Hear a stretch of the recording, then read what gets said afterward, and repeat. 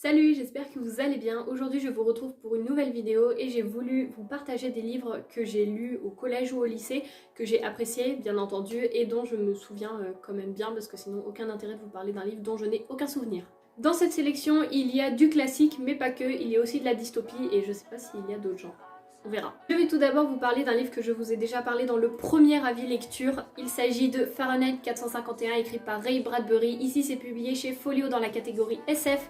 Et c'est un livre de dystopie. Je vais vous faire un résumé et un avis rapidement. Mais je n'en peux plus de ce livre. Il est très bien, vraiment. C'est un livre qui est très intéressant. Mais j'en ai fait un exposé, j'ai lu le livre, j'ai vu le film et je l'ai présenté à mon oral de bac. C'est bon, j'en peux plus. Il est vraiment très bien mais... Voilà. Tout d'abord, 451 degrés Fahrenheit représente la température à laquelle un livre s'enflamme et se consume et on est dans une société déshumanisée. C'est une société future où la lecture est considérée comme un acte antisocial et les livres sont donc brûlés et c'est le rôle des pompiers en fait.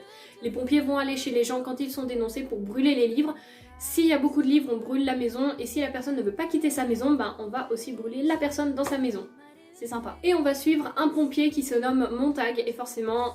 Je sais pas si vous voyez un petit peu la chose arriver, il va commencer à se poser des questions et à imaginer un monde différent où la lecture serait autorisée. Je sais pas si c'est considéré comme de la littérature classique, mais tout ce que je sais c'est que ça fait partie vraiment des grands titres de la dystopie. Alors c'était une lecture vraiment très intéressante et j'ai beaucoup aimé suivre l'histoire du point de vue de Montag, donc un pompier qui au départ va complètement être contre les livres, faut les brûler, c'est interdit et au fur et à mesure il y a un personnage qui va arriver et qui va planter un peu la graine de son émancipation à l'aide d'autres personnages, de certaines actions et après, on le voit en même temps contre toute la société, contre tout ce qu'on lui impose, il essaye de se cacher mais ouais, il peut pas tout le temps le faire. J'ai trouvé que ça nous questionnait aussi beaucoup sur notre société actuelle avec l'immédiat, vouloir tout de suite, vouloir toujours plus, être tout le temps à se comparer par rapport aux richesses avec les écrans et du coup je trouve que ça pose vraiment ce problème et ça questionne beaucoup sur ce point de vue. Et on voit vraiment que le manque de culture, le manque de contact humain ou d'échange peut vraiment amener à une violence, peu importe l'âge qu'on a, et que c'est vraiment très très important de garder un contact, de garder des souvenirs et de continuer à échanger entre nous. À quel point tout ça, ça a vraiment des grosses répercussions sur notre quotidien, sur notre façon de penser, notre façon de vivre et la façon dont on envisage notre avenir. Et voilà. Je pense que j'ai tout dit. Donc vraiment c'est un livre qui est très intéressant et je pense que déjà, moi quand j'avais vu une société où les livres sont interdits et où les livres sont brûlés, je me suis dit il faut vraiment que je lise ça parce que bon, franchement c'est un livre que je peux conseiller à tout le monde puisque déjà sur cette édition j'adore la mise en page avec cet aspect brûlé qui est présent sur toutes les pages et franchement c'est écrit assez gros quand même. Et puis, même pas 240 pages, donc franchement c'est pas très très long à lire. Et l'écriture est très fluide, on imagine bien, on voit tout ce qui... Au niveau des descriptions, en fait, c'est vraiment très très bien écrit. Et voilà, c'est tout ce que j'ai à en dire, mais c'est vraiment un livre que j'ai beaucoup aimé. Pour le deuxième livre, il s'agit du Deuxième sexe, écrit par Simone de Beauvoir, et c'est publié chez Folio Essai, donc c'est un essai. Il y a 2 tomes. Alors déjà, moi, ce qui m'a tout de suite découragée, c'est juste la taille de l'écriture.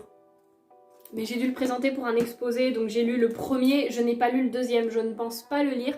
Mais honnêtement, je suis très contente d'avoir lu le premier parce que j'y serais pas allée de moi-même, mais c'était vraiment quelque chose de très intéressant, mais un peu de redondant. Dans cet essai écrit par Simone de Beauvoir, c'est vraiment tout un questionnement sur la réalité, la place qu'ont les femmes dans la vie au fur et à mesure des années, au fur et à mesure des époques et aussi suivant les civilisations, les différentes tribus, les façons de fonctionner. On va voir ça dans tous les points de vue, c'est-à-dire au niveau de la biologie, de la psychanalyse, le matérialisme historique, je vous le dis parce que sinon je ne me souviens pas. Pourquoi est-ce que la femme est reléguée au second plan? Pourquoi est-ce qu'elle est considérée comme étant juste l'autre, le deuxième sexe, et que l'homme est avant? Et à quels obstacles et difficultés se heurtent les femmes dans leur vie au quotidien? Alors comme vous pouvez le voir, j'ai mis énormément de post-it parce que déjà j'ai cité beaucoup de phrases qui sont très intéressantes. Je dirais que ça m'a aidé à découvrir plein de choses, à apprendre sur, par exemple, dans certaines civilisations, pourquoi est-ce que la femme, de base, elle a été comme ça, voilà, c'est vraiment quelque chose d'intéressant. Je ne pense pas que je le relirai, honnêtement. Si je relis, ce sera juste les petites phrases qui sont notées avec les post-it, parce que c'était un petit peu long à lire, je sais pas, j'ai dû mettre 3-4 mois à le lire, mais après j'ai alterné avec d'autres lectures. C'est un essai, donc forcément c'est très répétitif, très redondant. Et parfois il y a des tournures de phrases, pendant 3-4 pages elle va dire la même chose mais tournée sous des formes différentes, donc c'est C'est un peu long par moment, il y a certains passages que je lisais un petit peu en diagonale, mais sinon c'est vraiment très intéressant. Je pense que si vous voulez découvrir un livre, une œuvre classique qui parle de la place de la femme dans la société au travers des époques, au travers des civilisations, tout ce que vous voulez, c'est un bon livre à lire tout simplement. Maintenant on va passer à un livre que j'ai lu il y a un petit moment puisque je l'ai lu en 5e et pourtant je m'en souviens bien, je crois que je l'avais lu 2 fois, il est très rapide à lire.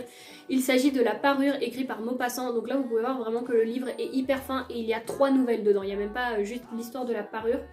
Il y a La Parure, Sur l'eau, La légende du Mont Saint-Michel. Par contre je les ai pas lus les autres, mais j'ai lu La Parure et je l'ai relu et je crois que même que j'ai vu une adaptation. Alors il n'y a pas le résumé derrière, d'un côté tant mieux parce qu'au moins ça va me permettre de ne pas vraiment me calquer sur les tournures de phrases et de faire un peu mon propre résumé. On va suivre un personnage, alors il me semble de mémoire, si je me trompe, ne me tapez pas, il me semble qu'elle s'appelle Mathilde, ou alors, enfin c'est une des deux, il y en a une des deux qui s'appelle Mathilde, qui est invitée à une soirée avec son mari et en fait elle n'a pas de bijoux, pas de parure à se mettre parce qu'elle n'a pas forcément énormément d'argent. Et elle va demander à une de ses amies de lui en prêter une. Enfin, elle dit « Oh, c'est très joli, tout ça, est-ce que tu peux m'en prêter ?» Et son amie va dire oui. Et en fait, lors de la soirée, elle va perdre cette parure. Elle va devoir la rembourser un petit peu. Elle ne veut rien dire à son amie parce qu'elle a peur de perdre son amie. Enfin, elle a quand même perdu la parure. Donc elle va vouloir rembourser, travailler. Donc elle travaille pendant des années.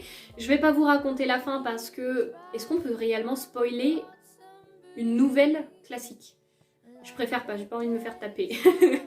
Mais en tout cas, la fin, je l'avais trouvée très ironique. C'est très rapide à lire, franchement. Je trouve que c'est pas écrit très petit, mais c'est pas écrit très gros non plus. Et puis, c'est surtout que quasiment toutes les 2 pages, il y a une page complète avec des illustrations.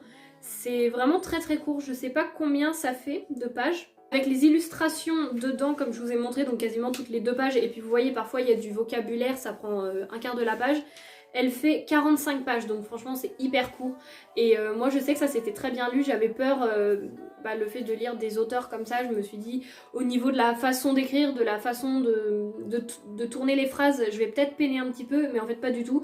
Et je me souviens que j'avais bien aimé cette nouvelle et que je l'avais même relue après, donc voilà. Toujours rester sur un livre que j'ai lu au collège, mais cette fois-ci il me semble que je l'ai lu en 3e, mais pareil je ne suis pas sûre. Il s'agit de 12 hommes en colère, écrit par Réginald Rose et publié chez L'Avant-Scène Théâtre Poche. Je vais vous lire le résumé parce que je sais très bien que je vais me tromper dans les termes, que je vais raconter n'importe quoi, donc on va faire au plus simple. 12 jurés se réunissent pour délibérer à l'issue d'un procès dont l'accusé est un adolescent de 16 ans inculpé pour parricide.